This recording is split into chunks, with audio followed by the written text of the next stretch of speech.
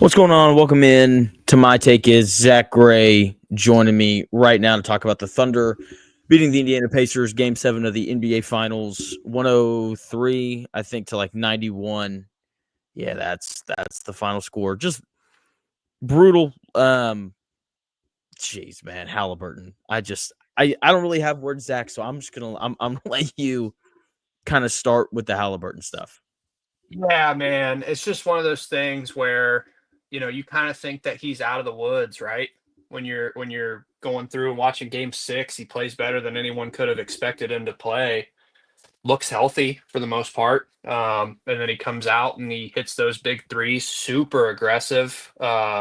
Taking very deep threes and knocking them down, and you're like, okay, it's on. It's game 7, baby. And then for that to happen and for him to immediately know it and his reaction, I was sick to my stomach. I texted you right away. I'm an emotional guy, but I don't ever really get too emotional about sports injuries. I know what they are, but that made me almost get a little bit of emotional with it. It was just so much. You would watch this team for so long throughout the season. You watch them come together in December and January.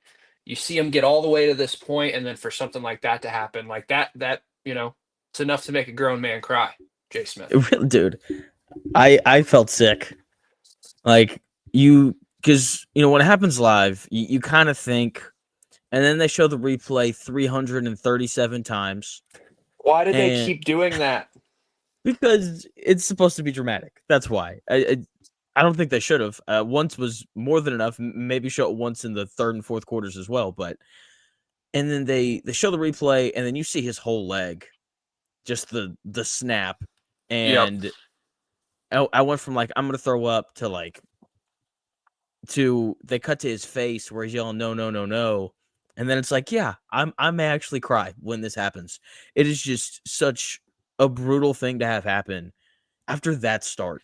Like you said, like he starts 3 of 4 from 3, all of them just like in rhythm, money. He's going downhill, and you're like, all right, like we've got potentially the 32 point, 15 assists, 0 turnover Haliburton that we saw against the Knicks.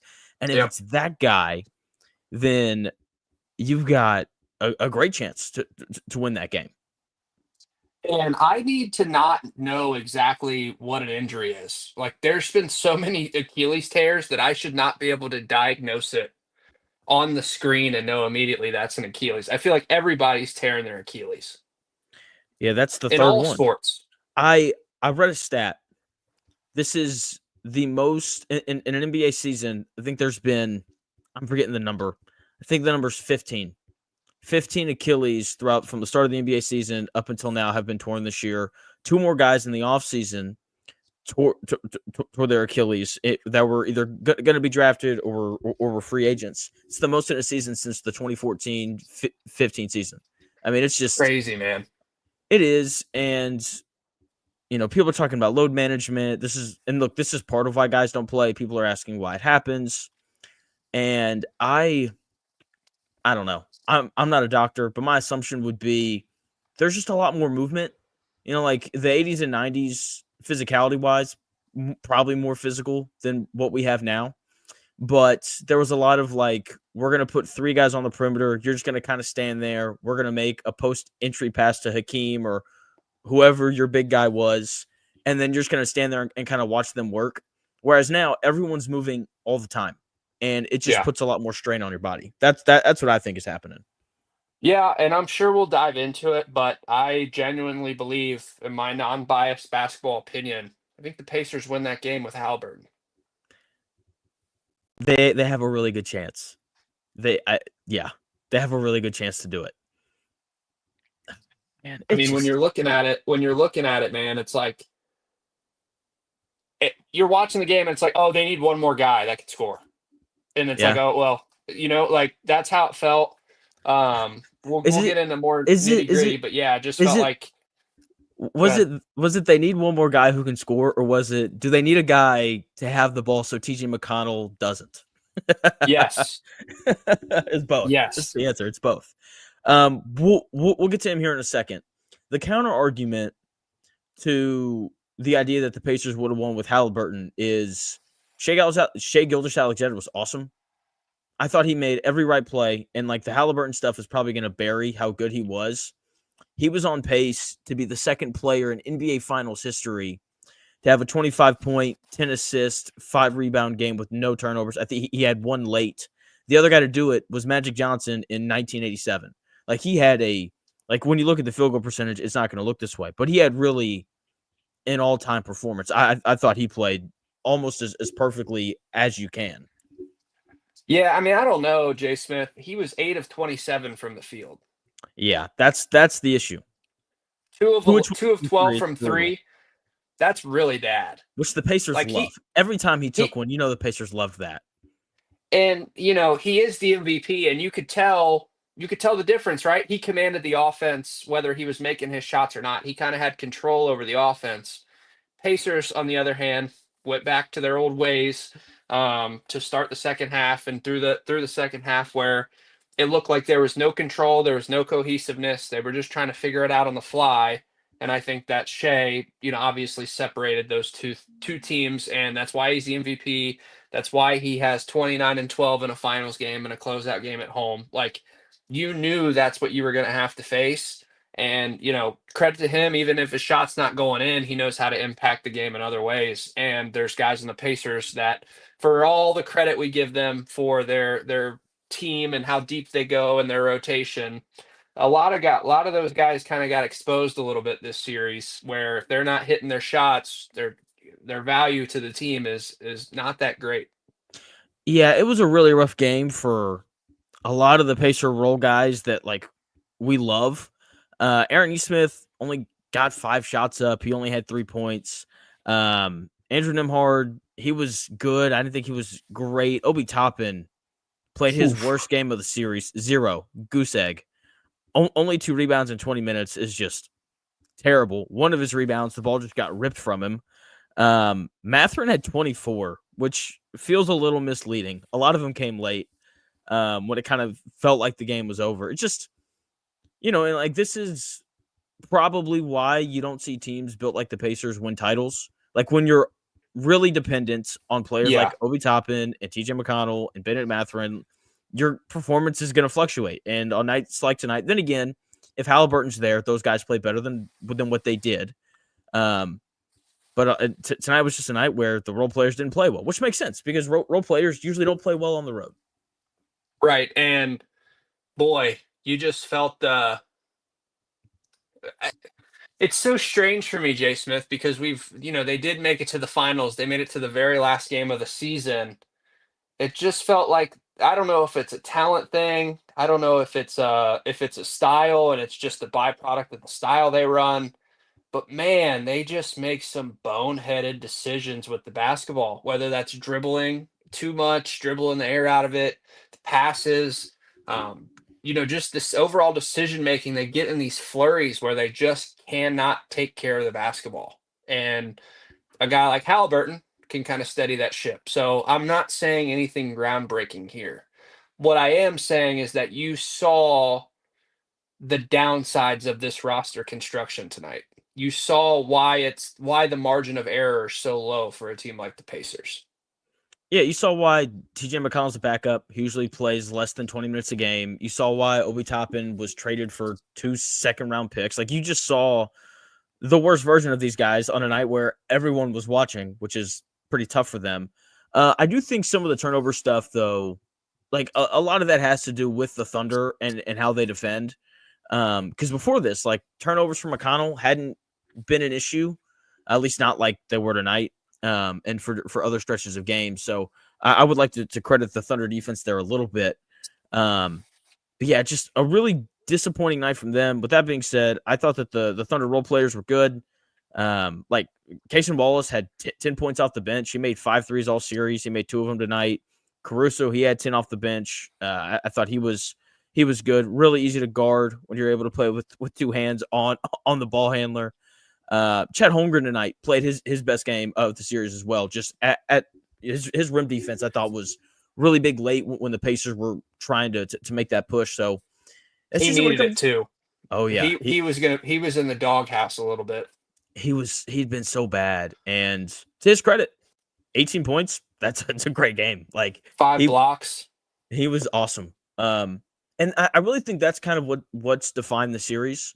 Except for the 40-point game from Jalen Williams, I felt like every game, whichever team's role players played better won, and that's what happened again tonight. I want to go. See, I think me and you have kind of been tit for tat on this all series long. I feel like you're bailing out the Pacers a little bit when it comes to the turnovers and it comes to these decisions. You go back to credit the Thunder, and I get it. They're one of the best defenses ever, but there's turnovers during the game with McConnell and Nemhard where they're just making bonehead decisions. I think back in what was that, game 5, where Nemhard has a wide open guy under the bucket, and instead of just getting it in his area, he throws it way over his head.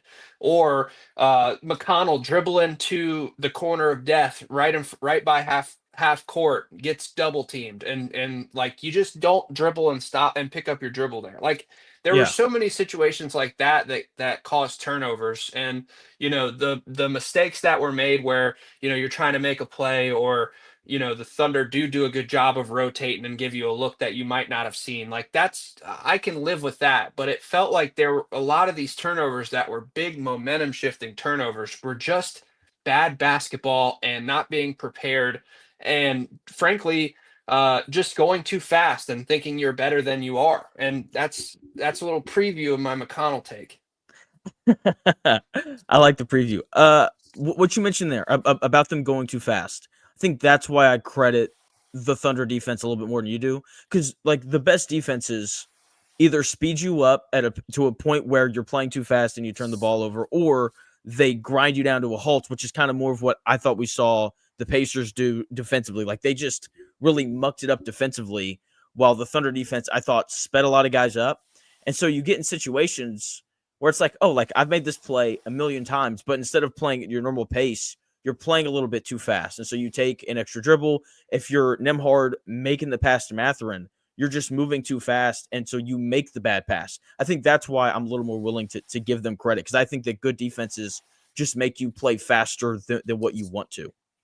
Yeah, I mean, I get it, and I think I think I definitely agree with that, for the most part. But some of those turnovers, it's not really the Thunder really aren't affecting the play. Like it's really a thing. Like that was the pass I referred to was there was really no one like Nemhard passed up an open three to make this pass Yeah, to no one. No one's down there. Airmail like yeah. that. How many times did we see that and go, oh, can't do that? And like you don't really say that too much Like if it's like, oh, 21 that was good times tonight. defense. Yeah. Well, you don't really go, oh, that can't happen if you're like, oh, they did a really good job on the ball here. They blitzed them. Whatever the case is defensively, you don't really go, oh my gosh, what the heck are you doing? But I felt like so many times we'd look up and say, what the heck are you doing? McConnell tonight dribbling straight down the middle of the court. Lou Dort is on his tail, and instead of doing something, he just keeps dribbling, gets the ball poked from behind. Like stuff like that. It's very frustrating to watch this team play such good basketball for long stretches, and then it feels like there were missed opportunities throughout the series because they couldn't control the dang basketball. Mainly the third quarter. The third quarter was the most frustrating. It's why the Pacers lost this game. They turned it over 8 times. They gave up 7 offensive rebounds. That was the thing that drove me nuts. The number of offensive rebounds that they gave up, because that's how the Thunder beat everybody. You want to guess Yeah, how many more shots the Thunder took than the Pacers tonight? probably a lot. 17. This is, I That's think, insane. is the third time in the series where the Pacers have lost while shooting a higher percentage from the field than the Thunder. They just got out possession time and time again. Yeah, and you could see it. Well, let me back. You could feel it. You Yes. obviously you saw it, but you could feel it in the game late. In pretty much every game of the series, you felt it when they were turning the ball over and when they were getting out rebounded. Yeah, and the third quarter night was just, I mean, I'm here. This is a perfect segue to McConnell. I know that you're about to go crazy, but the only reason that they were down by like I think it was 11 going into the fourth quarter is because TJ McConnell scored like the Pacers' last 12 points of the quarter. That's because That's because he just dribbled around and he was the only person that touched the ball. It felt like, He was. and maybe that's a byproduct of other guys not stepping up. But I I just don't know if we give anyone the benefit of the doubt in that situation if it's not a 5'11" white guy. Like, cool, you made some shots. That's Yeah. great. But also you turned it over 4 times and every single one of them led to points on the other end. Like Yeah. he I don't understand why he has this success that he's having. And instead of just playing within the flow of his offense and playing it within the flow of the way this Pacers team has played all year, why he felt compelled to try to be someone he's not. That's what it felt like. Yeah, he was making plays, he was making shots, but it felt like the negatives were kind of negating all of the positives we saw. It's like Yeah. if you just play your game and not try to be someone you're not, like that play I just referenced where Dort got him from behind. You're not fast. You're not super athletic.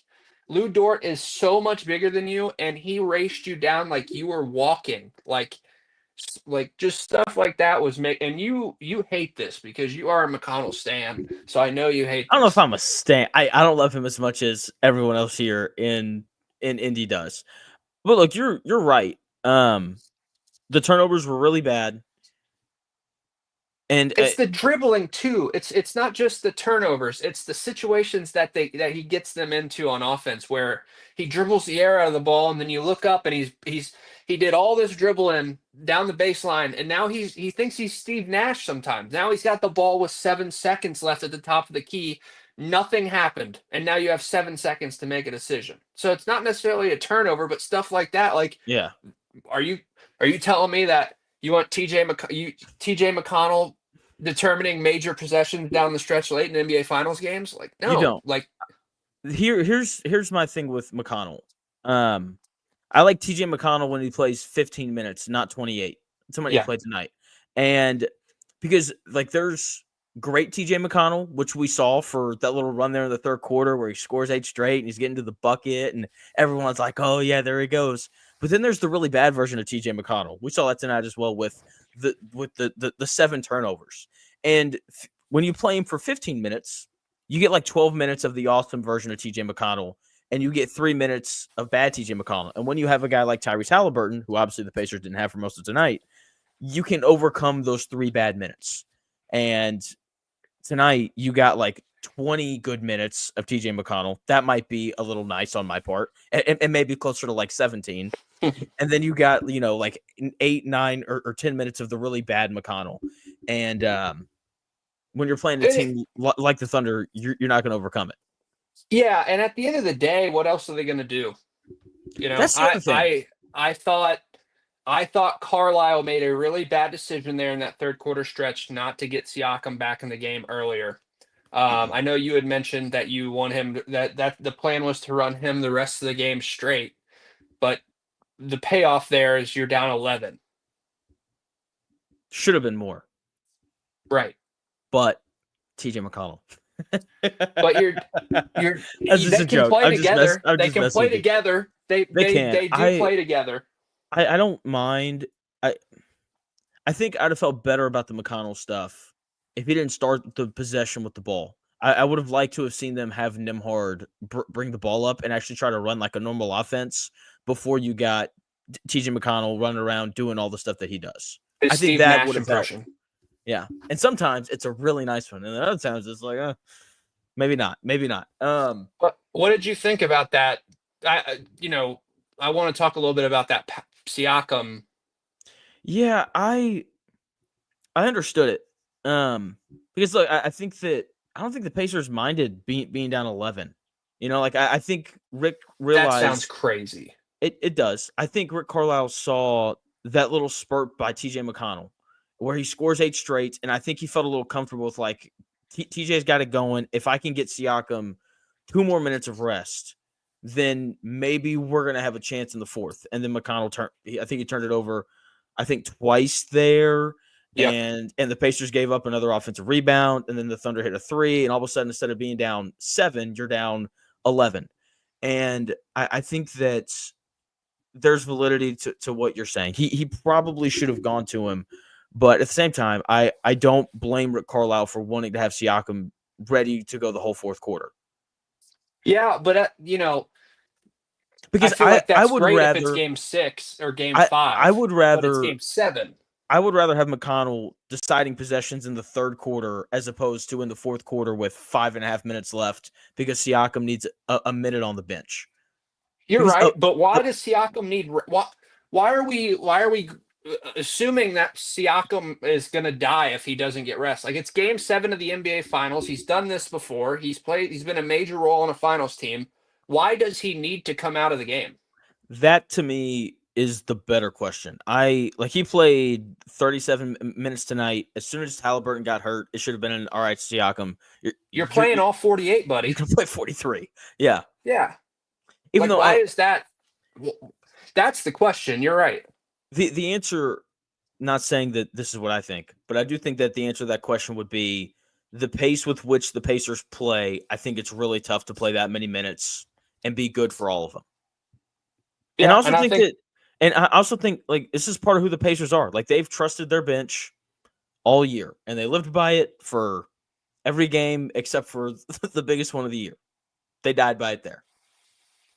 Yeah, and I mean, I know I'm talking about Rick Carlisle's decision, but talk about a coach that pulled every single ounce of potential out of a roster and a team for a single year. When's the last time what other team can we compare this to where the coach Larry Brown with the Pistons in 04, where they ended up winning it, but you pull out even they had a better team than this Pacers team overall. Yeah. But I mean, shout out One to of the Rick best defenses Carlisle. ever. Right. Yeah. Shout out to Rick Carlisle pulling every single bit out of this Pacers team and out of every one of these individual guys that played, whether it was Mathurin, some days or Neesmith. Like, Carlisle was pulling the right strings, pushing the right buttons. And it's kind of lame of me to pick that out, but also, like, It's a it is valid the thing. NBA Finals. Every decision, it's game 7. Every decision in game 7. And that's to go back to the turnovers thing. The thing that really bothers me about them, because I don't feel like I came off bothered enough by them earlier. You didn't. It's game 7. If you make some of these turnovers in like game 1 or game 2, okay, it's early. But like, as the series progresses, and this is part of why I felt like the Pacers had a chance tonight. It's like, you're going to let this team that seems to just kind of figure out everybody see the same defense 7 times. I'd like to think that they figure it out at some point. And they clearly didn't. They turned the ball over 23 times tonight. You're not winning when you do that. Yeah, and you saw the playbook in the games that they won. It was pretty simple. Just don't turn it over. That was it. Really. And that's not an oversimplification. Like, you would hear that and think like, oh, well, duh. But like, really though, like, they won the games that they won the turnover battle in. They did. Yeah, they did. And like I said, three of the Thunder's 4 wins came on games where they shot a lower percentage from the field than the Pacers. They ran better half court stuff, better offense, period, the entire series. But when you let the other team take 17 more shots, like tonight, and then you throw in the fact that I think the Pacers lost the free throw battle in every game as well, except for maybe one. You're definitely not going to win. I don't think the officiating was terrible or it cost the series. I agree. I was just I just didn't like the way this series was called. Just generally, I thought the Thunder were allowed to be a little more physical than the Pacers this series, and mainly Lou Dort and Alex Caruso. Yeah, and I don't think the Pacers ever truly matched the physicality to see if it would be an even type of game. So that's why I can't really go to the officiating. But I don't know, it man. was Aaron so Neesmith weird. fouled out in like 3 of the 7 games. Well, yeah, he's always gonna hack. He's the Pacers version of Karl Anthony Towns. But he doesn't commit dumb fouls. He's just I don't know. I read this and it's so true. As soon as you have established the reputation of a good defender in the NBA, they let you kind of do whatever you want, and you're not going to foul out. Good point. And we saw it with Caruso and Lou Dort. really all series, like the number of times that they would have one of them beat, especially when Siakam would beat Caruso. It's like I'm gonna put two hands on my hip on your hip, and you're not gonna get by me because I'm gonna put two hands on your hip. And that was frustrating. But like you said, like the officiating was frustrating, but I don't think that's why the Pacers lost the series. The Pacers lost the No. series because they blew a lead late in Game 4, and on a night where it looked like their best player was going to have a real night, he sadly tore his Achilles. Right. And yeah. So I guess my question for you is, do we want to talk about what this means going forward for the Pacers, or do you want to stick on the Thunder? I think the Thunder stuff's pretty simple. They're gonna have to figure out money stuff, but they're gonna be fine. Like they've got a million draft picks. They were supposed to win this series. They're supposed to win. This is one of the best seasons we've ever seen from a team. Like the Haliburton injury is probably going to ruin some of that. The Aaron Gordon injury against Denver is probably going to ruin some of that. But second highest net rating ever behind the 95, 96 Bulls. Like that team was great, and that doesn't need to be lost in all this. And they're going to continue to be great because SGA is awesome. He's going to make like $70 million a year when his next contract shows up. So how they kind of navigate all that. And that's boring. I don't think people want to hear us talk about that. That's another day. Yeah. Can I give a potential silver lining for the Pacers next season? Sure. Tyrese Haliburton isn't going to play, which is terrible. Probably not good enough to win a title if he doesn't play. But you're going to see a lot of Benedict Mathurin, and I think you're going to see a lot of Jarris Walker, two guys that are going to have to get better as TJ McConnell gets older and Obi Toppin wants to get paid. Like they're going to have to let some guys go. They're going to have a real opportunity to figure out what they get, what they have with Benedict Mathurin next year and Jarris Walker. Both those guys are going to play a lot more minutes without Haliburton. So if you're a Pacer fan, I do think that is the kind of silver lining. Yeah, and who knows how it goes next year. They could be a team that kind of takes a gap year and gets a lottery pick.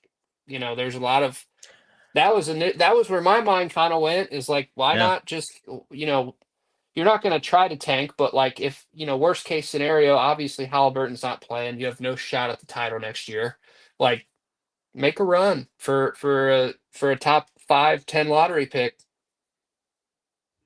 Yeah, that sounds good to me. Or make it, or on a more serious note, right? I think you need to find, how do I want to say this? Because I think you're going to agree with me, but I want to make sure I say it right because it sounds weird. But I think they need to find the right mix of bench guys. I don't think they can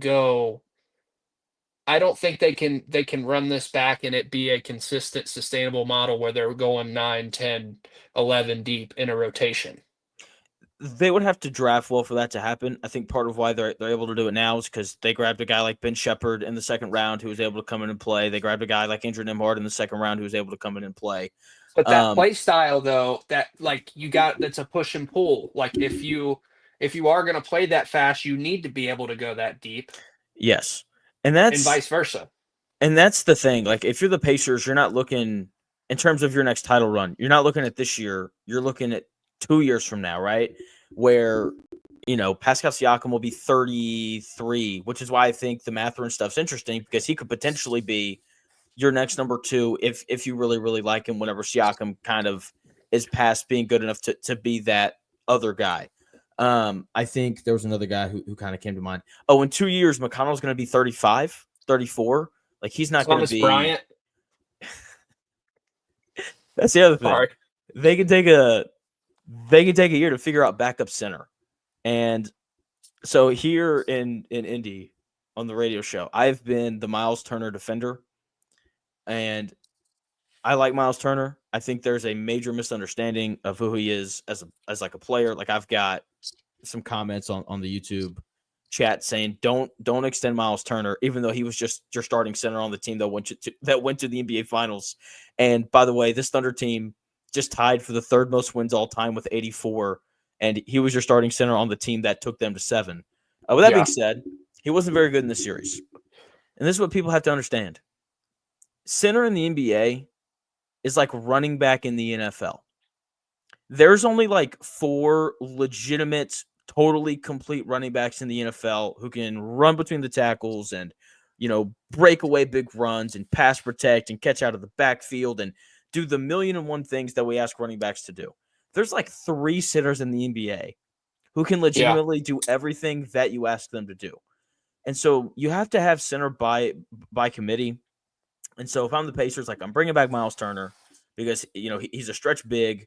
We didn't see it at all in this series, but before the series, he'd been really good at scoring on smaller guys down low. He's athletic enough to deal with the Chet Holmgrens of the world. I thought he did a really good job guarding him. I think part of why Chet played so well tonight is because Miles Turner didn't play as much. And so like he can answer some of the things you need in a center, but Thomas Bryant answers nothing. Tony Bradley doesn't answer anything. Like the Pacers need to go out and they need to find backup centers that like give them different looks. Like Isaiah Jackson coming back. By the way, Tyrese Haliburton, 3rd Pacer this year to tear his Achilles.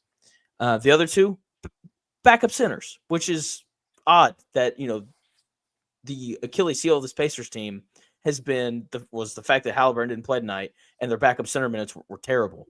And so I like Isaiah Jackson.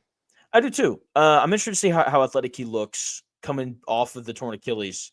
But like he's a guy who gives you a different look. Like he's a little bit smaller. He's a little more switchable. He's a really good rim protector. He gives you a little more speed. Yep. They need to go out and sign like not this player, but an Andre Drummond type who can come in and like really rebound. Because I do think that's another reason why they lost this series. They had too many stretches where they just didn't rebound well enough. Yeah, if they need a Hartenstein. That would be great. That would be awesome. Or what's his name? Gosh dang it. It's gonna bother me. He's 26. He's the backup. Zubats. Yeah, I wish. He's a Clint backup. Capella. That honestly, a guy like that would be fine. He's 26. He's the backup center for the Pistons. He played quite a bit in that series against the Knicks because Isaiah Stewart got hurt. He's going to be a free agent. He'll probably go for somewhere between like $5 and $7 million a year, which is nothing now. Precious Achiuwa. I'm just going to Google it. Is that not who you're talking about? No, he plays for the Knicks. I'm Didn't he he play for the Pistons? Precious Achiuwa? Yeah. Wasn't he played for the Knicks at one point? This year. Yeah, this year. Let's say yes. Let me pull him up here.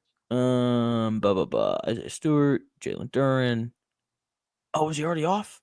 Don't tell me he's already off because he's a free agent. I think he is. That's frustrating. All right. The Eastern Conference next year. While I'm trying to find this. It's gonna be brutal. Yeah. Those Magic, man. They have like a legitimate chance to come out of the East. I mean, who else? Depending on what up here. Depending on what the Celtics do, the Cavs. Yeah, Cleveland and Orlando are kind of the 2 teams that I'm looking at. The Knicks. The Knicks, yes, they'll be good. This might be the next year. Next year might be the next year. It might be. I don't know how I feel about Cleveland. They're gonna have to. I mean, I think for everyone, they're just gonna have to show it. Like I won't buy in at all. I'm not buying in at all until they show it. With Cleveland, my question is more about they've just got some like Darius Garland is a really small guard, and I'm just not convinced that you can win 4 playoff rounds with a 6'1" starting point guard who can't guard me. That's actually not true. Darius Garland could probably guard me. Actually, I don't know. Maybe it'd be tough. It'd be tough, but yeah, I've been working. But yeah, that's what I'm saying. Like, why would you like when you're looking at the East for next year? I'm throwing the Cavs out, man. Like, sure, they might win 60 games again. Whatever. Show me that you can win in the playoffs. Think about the teams where Paul Reed. That's his name. Paul Reed is good. Ex-Sixer. I like Paul Reed. Anyway, yeah. I get the critique with Cleveland. Counterpoint. Darius Garland had to have surgery on his toe. Like that's how hurt he was in that Pacer series. Also, Evan Mobley's 23. Like, if he takes another step next year, like, I freaking love that dude. We're getting Like, close to Evan Mobley is who Evan Mobley is territory. a, I'm def- serious. a defensive player of the year. Who, Yeah, but yeah, are we not saying that, are we not all waiting for some type of offensive step I in? thought he was better this year than he was last year. A little more willing to take threes. I thought he was much improved playmaking out of the short roll. And like, if he comes back next year, and let's say he takes like a small leap, and he's instead of shooting, I think he was like 34% from three this year. If he's like a 37% 3-point shooter, and he averages like 5 assists a game, is that enough to win the Eastern Conference with no Jason Tatum, no Tyrese Haliburton, and no Damian Lillard? Maybe. Yeah, I mean, I think the Knicks are going to be better than the Cavs next year. Who's the head coach? Can we wait to find that out? I don't know if it matters. Really? I don't know, man. Maybe this Rick Carlisle run is just it's too fresh. Like, do we think this might sound crazy, but do we think Dagnow's some great head coach, like premium top tier head coach? He didn't look like it in this series. That's what I'm saying. Hey, all right, guys. Here's what we're gonna do. We're gonna harass the living daylights out of whoever's bringing the ball up the floor, and then on offense, Shai, we're gonna give you the ball, and you're gonna dribble 37 times. And if you don't And get you're gonna open, push off. Yeah. Oh, sorry. If you don't get open, then give it to Jay Will, and you do the exact same thing. And if he's that gonna doesn't push work, off. and if that doesn't work, give it back to SGA, and then you can And push then off. he's gonna push off. That's really what it felt like the offense was. And then if he misses, Chet, you'll get the offensive rebound. Yeah. And then you'll push off. You'll try. Got to get Yeah. him in the weight room. Yeah. Give him He some got thrown around a little bit. Yes, he did. So I don't know. The Eastern Conference is interesting. I love Paulo. I don't know if you remember. Me too. I love him so much. He's awesome. Coming out of the draft, I was like, I think I would take the 6'10", 250-pound guy who can dribble and pass and looks like he's going to be able to shoot at some point over Chet. Before he tore or strained his right oblique this year and he missed like 7 weeks. Before that happened, Yep. I remember, I watched a lot of Magic this year just because I like Paulo and Anthony Black and Franz Wagner, and I was just like, oh my gosh, Pig, baby. Yeah. Woo Pig, another College World Series debacle by the Razorbacks. They don't want to hear about that though. Let's you almost got me really going there. Talk about making a grown man cry. Arkansas Razorback baseball in June. Anyway, and now they bring in a guy in Desmond Bane. Look, the Magic were the worst 3-point shooting team in the NBA this last year. They're going to be better just because they have Bane. If Jalen Suggs stays healthy, I think I like them in New York probably more than Cleveland as the two best teams. And then from 4 on down, who knows? Who knows? Like legitimately, Milwaukee, just because they have Giannis. Right. That's a good point. They're going to be in the mix at least. And I'm so interested to see. Okay, I'm going to throw something crazy at you. Boston's like they have to trade people. Like they're too far over the cap. New ownership. Is there anyone on that team, if they got sent to Indiana, like if the Pacers made a trade and they brought in like Derek White, what's the ceiling then? Probably not the finals. For next year without Haliburton? Yes. Ooh. And then that solves your post TJ McConnell issue of, role players who can come in and be productive and have the ball and do all those things. I think probably second round is safe to say. I still think that that if you add Derek White to the mix, I think they could make another Eastern Conference Finals run. Yeah, I don't think that's crazy. I don't think that's crazy to say. There's a lot of pieces that are yet to fall. Like I'm kind of looking at Memphis. Like, are you going to move Jaren Jackson Jr.? Like you just moved Desmond Bane. what's New York going to do with Karl Anthony Towns? Like they're not going to get rid of him. But like if they did, now that Durant's been traded, which we can talk about that here in a second, I would be surprised if they move Towns now. Like Naz Reid's going to be a free agent. Like that's a guy who's Yeah. going to go somewhere and be really impactful. What are the Lakers going to do? Like they've got a new owner who's loaded. Yep.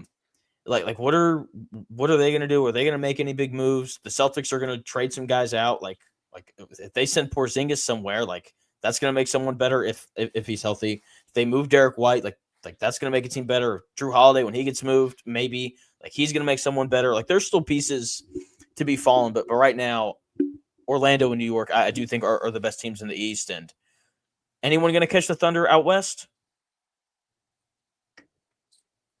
Your Los Angeles Lakers. my Los Angeles Lakers. Yeah. Hey man, I've got like a 17% stake in ownership just because of Luka. That's true. That's a good point. And we'll see what they do. I'm interested to see what they look like. I think Dallas, man, if Dallas as a Derek White team would actually be really interesting. Pair him with Kyrie. Well, he's not going to play. He's hurt. That's true. Tore his ACL, and so like they need a real point guard. It's like a Derek White or a Drew Holiday. He'll be back. He won't miss the whole season. I think he'll be back. I think 2 months before the season ends, and so we'll see how he looks. Yeah, but they'll be interesting. But here's the thing: like Jalen Williams, he got so much better from last year to this year, and I think he's going to keep getting better. Chet Holmgren, fraud. Fraud. Hey man, why? I thought he had some awesome stretches in this series.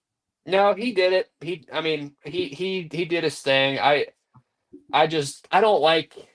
There's just some parts about his game that I don't like, and I'm just kind of being a little bit of a hater. Obviously, he's really good, but yeah, just one of those things where it's like, you know what? I don't really vibe with that guy. Houston gonna catch him? Dude, Kevin Durant, man. Houston got worse today. Oh, why? I don't know, man. Dude, the Thunder, jeez. The Suns, they were, and look, this isn't a great number. Actually, here, let me pull it up. Let me make sure that I've got this right because I don't want to get this stat wrong. Gosh dang it. Can you monologue for like 2 minutes? I need to go to the bathroom. Can you monologue for like 2 minutes? Oh, of course. 2 minutes is nothing. Let's go. Kevin Durant with the Suns, they were 33-29. The Suns were this year in games where Kevin Durant played. They were 3-17 in games where he did not play. The Suns, they got worse. I thought the Rockets absolutely got better. They didn't give up much. They gave up the number 10 pick. It's going to be like Malawak or none of the guys that you would really want you can bring in late to close a game. Like you're not going to have that. You're not going to have a guy like that available with the 10th pick. You keep Amen Thompson. You keep Jabari Smith Jr. Like you lost Dylan Brooks and Jalen Green. Two guys who were obviously really important to the Rockets, but it's Kevin Durant. A guy who is still one of the most efficient ISO scorers in the NBA, a guy who is big, tall, and long. And ultimately, if you're 6'11", Zach's back. Let's go back to this. There we go. How much of that did you hear? All of it. All of it? Yep. Suns. Let's start with that point. Suns 33-29 when he plays, 3-17 when he doesn't play. Why do you think they got worse by bringing him in? You mean the Rockets? Yes, the Rockets. Excuse me. Yeah. Because I think they were establishing an identity. I think that when you bring a guy with the magnitude and the aura that Kevin Durant has, your team chemistry, the way that your team kind of operates is going to change. And I don't know if I think they reached here because I don't think Kevin Durant at this point is a guy that's going to get you over the top like you think he is going to. I think building with the core that you had, and I'm not even against trading Jalen Green or Dylan Brooks or any of those picks. I just think that you could have found a better, maybe not obviously not to the caliber of Katie's tenure, but I think you could have mixed and matched to find a better fit, a younger fit, someone that can step in and play within the culture and the system that you built. And I think it just kind of disrupts a trajectory that ended up with a 2 seed in the West this year, 50 wins, a lot of good stuff. This feels like a move where you're trying to microwave it. And you know me, I hate those moves. I hate the microwave moves. And that's what this feels like. It does a little bit. But I do think you would agree he does address the need that they have of like late game. I can give this guy the ball and he can do literally anything on offense. And not in terms of like Kevin Durant can do anything, but just in terms of like they actually have a guy Yeah. who can create something. But how consistently are you getting that at this point in his career? He's been like a 26 point a game scorer every year since his second year in the league. And like I get Right, it. but Like what we're talking about is the playoffs, though. Are we going to see a healthy, consistent, sustainable KD through an entire playoff run? Do we think he has that in him? We're gonna find out. I hope he does. But that's my point, though. Here would be my question. The reason why I like the move, because I don't really think like they didn't give up much for him. I think that like that's why I'm okay with it. Like you gave up the 10th pick this year, which is probably gonna be like Maluwak at the best, and I don't even know if I love him. Pacers could use him. Pacers, yeah, they could. Like it's gonna be like him at the best. Jalen Green is a guy who just kind of scores a lot of points. Wasn't very good in the playoffs this year, and Dylan Brooks, I think he's older than people realize. I think Dylan Brooks is like 32, maybe somewhere in there. And he's a guy that like I don't know. I am a hater when it comes to Dylan Brooks, so I'm probably not the right guy to ask about him. But I think I like the move because like you didn't give up much to make it happen. But like if you'd given up like Reed Shepherd or Jabari Smith Jr. or a guy that I actually like in order to make that happen, then I'd probably be a little bit more against it. Yeah, and that was my thing. It's like, oh, I saw someone tweet out like the Rockets gave up their young core for Kevin Durant, and it's like, no, they didn't. Oh, Chatterbox Sports, Nick Mouse, if you're watching, man, I love you so it's much. Reed You're Mouse. so it's Reed. I always do that. I never do it when I'm talking to him, but I'm talking to you. I always do it because when you read his Twitter, his Twitter's like Nick Reed Mouse or something like that. It's Nicholas Reed Mouse, crazy. Yeah. But jeez, Reed, love that go is Cubs. Not their young core though. It's not. No. That Sengun Thompson. Yeah. Reed Shepherd. Do not give up on the Reed Shepherd stock. We're holding like firm. Jalen Green is going to make a lot of money. And he's like not worth the contract he's going to get. No, he signed for just under the max. So like if the max, I don't know what the exact numbers are, but like let's say the max is $50 million a year. I think Jalen Green's he's making like 45 a year. So like he's just under the max. He's not good enough for that. He's not. We saw it this year. He's hot. His ceiling, is high. He can go get you buckets, but it's too inconsistent. It's not good enough. But that's not even my point with the Rockets, right? I just think that they made a move just to make a move. Yeah. I think they needed to do something, but I am not. You can tell I'm clearly not in on the Kevin Durant at age 37 or whatever. I just don't. My question would be like what else could they do? Well, since his Warriors days, what has Kevin Durant done? He's a toe on the line. Teams. He's a toe on the line away. But he had his toe on the line. You're right. He did. You're right. And that's my point. It's like, okay, you have a 50-win team, and now you want to bring in old Kevin Durant, and then what's your expectations now? You think this is going to get you over the hump, or like what's the goal here? What's the ceiling? Probably second round exit. Ceiling. Not saying this is what's going to happen. I think ceiling, they're a Western Conference Finals team. Is that good enough to break up what you had building, and then maybe holding off on getting But did they really break it up? That's kind of the question. You're naturally breaking it up when you bring in a guy like Kevin Durant. That's my point. I think he's. I don't know. I think that's not the right word. Almost called Kevin Durant self-aware, and that would not be the right word. I think he's a very chill guy who I think is going to be really happy there, just We've because said that for the last 3 teams he's been on. I think the difference here is he doesn't have to share the ball like he did in Phoenix or in Brooklyn. Everyone got hurt. That was chaos up there.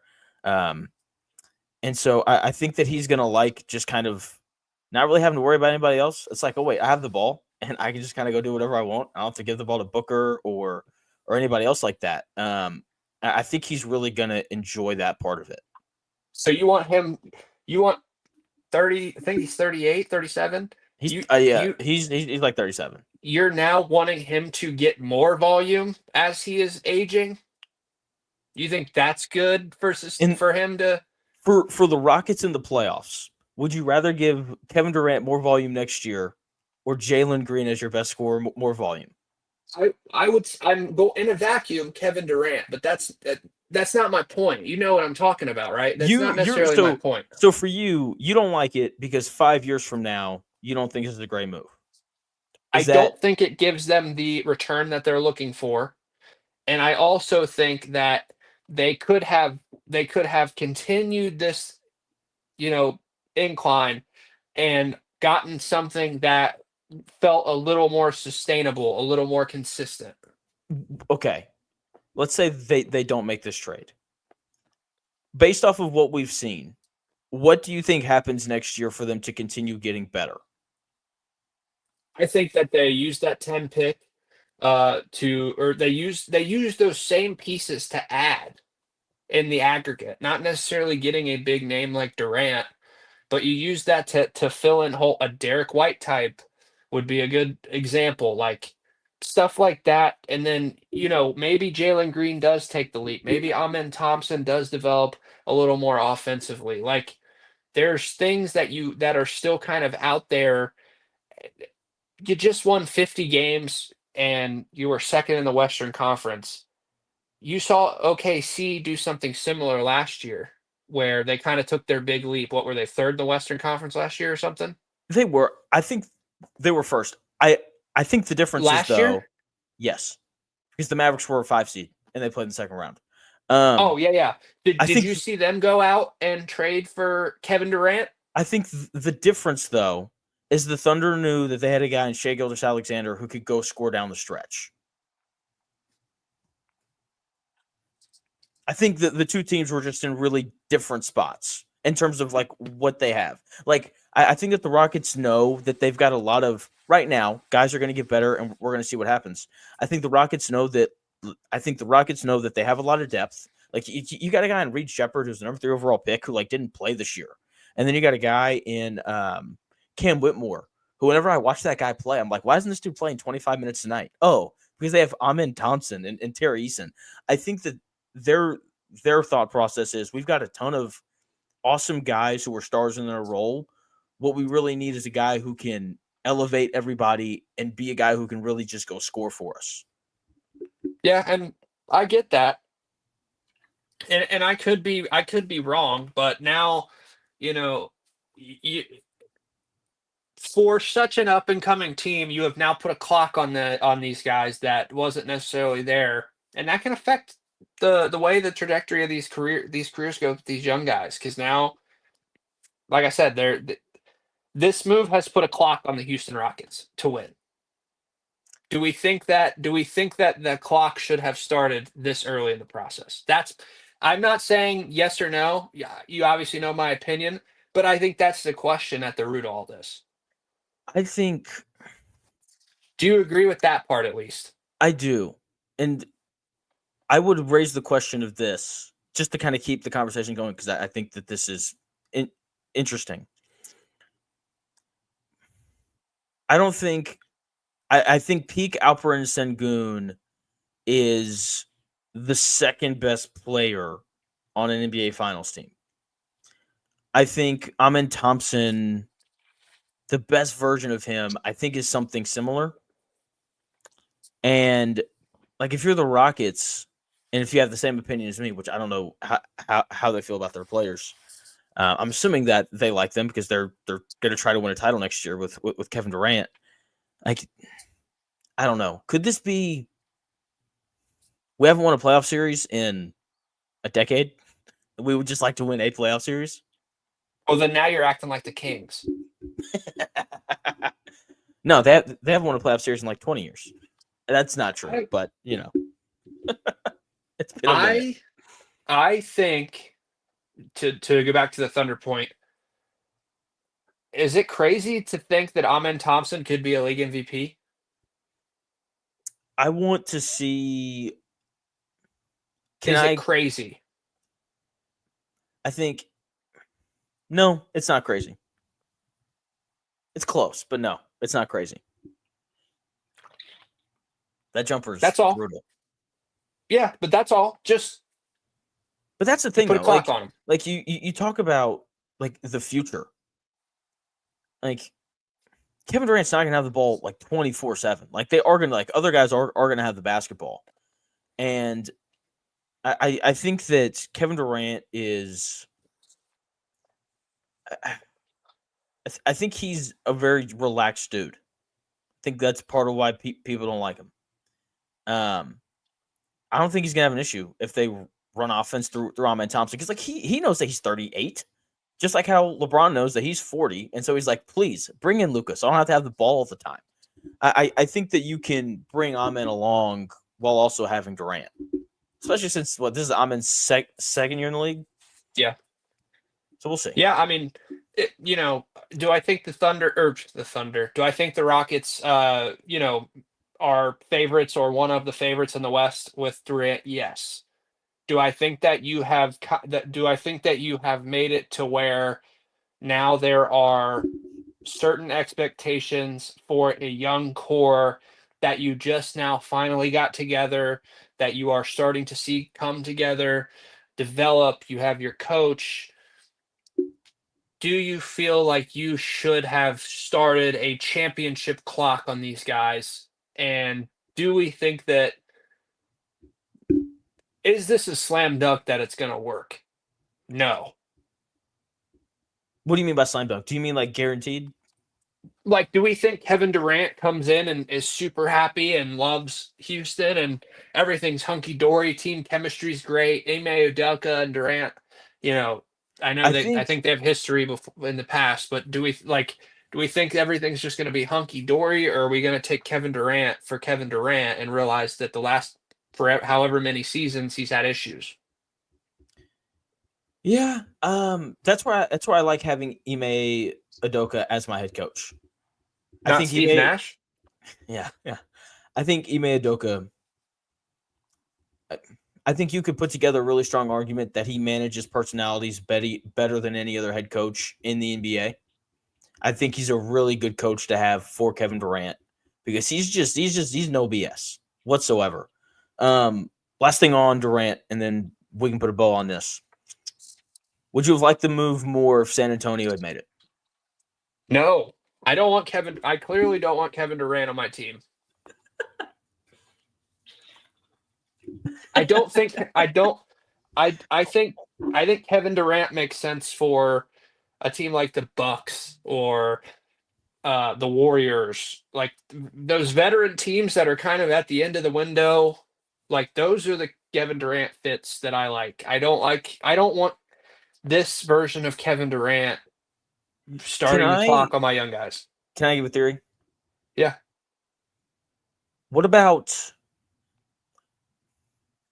has the way that this salary cap, it's not called a salary cap, but that's what it is. Do you think that that's impacted and that sped some teams up of like, hey, look, in 3 years, I can't afford to pay Amen Thompson and Sengun That's a good point. And all these other guys. And so it's like, you know what? If I bring in Kevin Durant right now and all those guys get better, I've got like 2 years maybe to win a title. And in that time frame, like, you're going to run out of time on some guys because their contracts are going to run up and you won't be able to afford to pay them. And so maybe this new apron and the way that it works, it has forced teams to make moves like this. I'm not saying that's true because I don't know enough That's about a the damn apron. good point. That's a really good point, and I think that I think that's probably the best argument for this move, from my position. Like you're right. Like at a certain point, they're gonna have to make decisions when you get as good as you are like this through the draft and through free agency, and you've built a team of young guys like this. You're gonna have to eventually pay them. So I think you're onto something there. Especially when you're the Rockets and not the Spurs, where you know that you're going to have Wemby, who's going to probably at some point this year or next year, who's going to be good enough to be the best player on the floor on any given night. Love Ahmed Thompson, love Sengun, but I don't think either one of them reaches that point within the next 2 years. Whereas Kevin Durant, even though he's a little bit older, like he gave up very little to maybe have a guy who can still do that, but before you had to pay everybody. Yeah, I actually, Let's go with I that. still am uneasy on it. I'm still uneasy on it, but that's a really good point. All right. Any final TJ McConnell thoughts? Any more hater comments about Jalen Williams or Kevin Durant? Any anything else? No, it sucks. Basketball's over. Dude. It was a fun season. Dude, are you ready to turn on Cincinnati Sports Radio or Chatterbox Sports and hear Shamar Stewart is still not signed his contract after being the I'm first? so over that. That's what it's gonna be. And here in Indy, I'm gonna be like, all right, guys, Daniel Jones or Anthony Richardson. How about neither? Football, the new college football game's coming up in a couple weeks here, so I'll be happy about that. I Dude, can't wait for college football. I got bored the other day. I bought a new game. So much more fun than I thought it'd be. What'd you I get? bought PGA 2K25. Oh, it's fun. Dude, I'm having a blast. It's a lot of fun. We're winning majors. We're raking it in, man. It's like I hold out the other day. Praise the Lord, Amelia was not home. Your boy was like, "Let's go," like hitting way too into hit a little tiger action. It's good. Yeah. It's good. I had to wear a Champions shirt today, by the way. So nice. Yeah. Okay. College football. At some point down the road, we're gonna have to do a video on all the new NIL rules because there's a lot of them, and I'm actually think that I like them if they work. We'll see if they work or not. Yeah, that's gonna be the headache. But all right, ZG the Grapevine on Twitter, professional sports gambler here, by the way. For the listeners who don't know, go check him out. It's the middle of baseball season. He's got projections coming out every day. The link in his X, by the way, at ZG the Grapevine. Once again, if you click the link in the bio, it'll take you to his Patreon where he sells tools to help you make better bets. Go check it out. All right, you sat in here for an hour and 5 minutes, a lot of you, and hopefully you've learned a lot. But if you want to make some money, at ZG the Grapevine on Twitter, it's your guy. Cool. Jay Smith, I appreciate you. Have a great rest of your night, and talk Friday. Yes, absolutely. On the Real Jonathan Smith Show. Everyone who watched, thank you, Zach. I'll talk to you tomorrow. That's what's gonna happen. Everyone else, I'll talk to you tomorrow as well. 10 to noon, Indy Sports Ticket if you're in Indy, and I'll see y'all later. See you, Zach. See ya.